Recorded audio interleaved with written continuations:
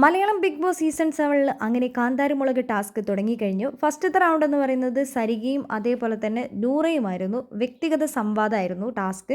അങ്ങനെ ആ ടാസ്കിൽ വിജയിച്ചത് നമ്മുടെ സരികയാണ്. സരികയ്ക്കാണ് പോയിന്റിൽ 150 പോയിന്റ് ലഭിച്ചത്. രണ്ടാമത്തെ ടാസ്ക് എന്ന് പറയുന്നത് നമ്മുടെ ശൈത്യയും അതേപോലെ തന്നെ നെവീനുമായിരുന്നു.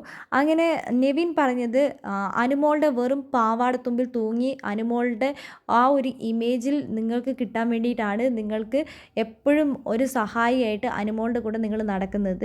നിങ്ങൾ അനുമോളുടെ കൂടെ അവിടെ നടക്കുന്നു ഇവിടെ നടക്കുന്നു, സ്വന്തമായ ഒരു കണ്ടന്റ് ഇല്ല. ബിഗ് ബോസിൽ നിങ്ങൾക്ക് നിൽക്കാൻ വേണ്ടി നിങ്ങൾ നിൽക്കുന്നത് അനുമോളുടെ ഫാൻസിൻ്റെ സപ്പോർട്ട് കിട്ടാൻ വേണ്ടി മാത്രമാണ് നിങ്ങൾ അനുമോളുടെ കൂടെ നടക്കുന്നത്. അനുമോളുടെ കൂടെ അങ്ങോട്ടും നടക്കുക ഇങ്ങോട്ടും നടക്കുക, അനുമോൾ മാത്രമാണ് നിങ്ങൾക്കുള്ളത്, അനുമോളെ ചുറ്റിപ്പറ്റി മാത്രമാണ് നിങ്ങൾ നടക്കുന്നതെന്ന് പറയുന്നുണ്ട്.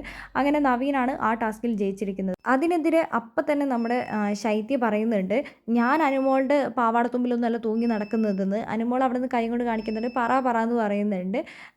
ഞാൻ എൻ്റെ സ്വന്തം ഇതിലാണ് നിൽക്കുന്നത്. അനുമോൾ തെറ്റ് ചെയ്യുമ്പോൾ ഞാൻ തെറ്റ് തന്നെയാണെന്ന് പറയാറുണ്ട്. രേണു ചേച്ചീനോടൊക്കെ ഇന്നലെ മോശമായി സംസാരിച്ചു എന്ന് ഞാൻ പറയാറുണ്ട്. അനുമോൾ തെറ്റ് തന്നെയാണ് ചെയ്തതെന്ന് ഞാൻ പലവട്ടം പറഞ്ഞിട്ടുണ്ട്. ഞാനിവിടെ ആരുടെയും പാവാടത്തുമ്പിലും ഒന്നുമിലും അല്ല ഞാൻ തൂങ്ങി നടക്കുന്നത്. ഞാനിവിടെ ഒറ്റയ്ക്ക് നിന്നാണ് ഗെയിം കളിക്കുന്നതെന്നാണ് ശൈത്യ പറഞ്ഞിരിക്കുന്നത്.